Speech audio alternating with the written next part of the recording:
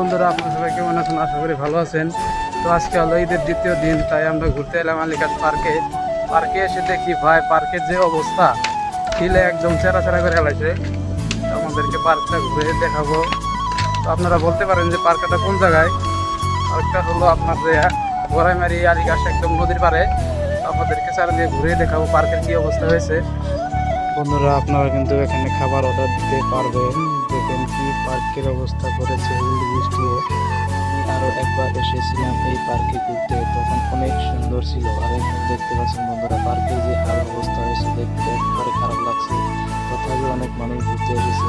তো বন্ধুরা, আশা রাখছি আপনারা ঘুরতে আসবেন, বাট দিনে আসবেন না রাতে আসবেন। রাতে আসলে অনেক ভালো লাগবে।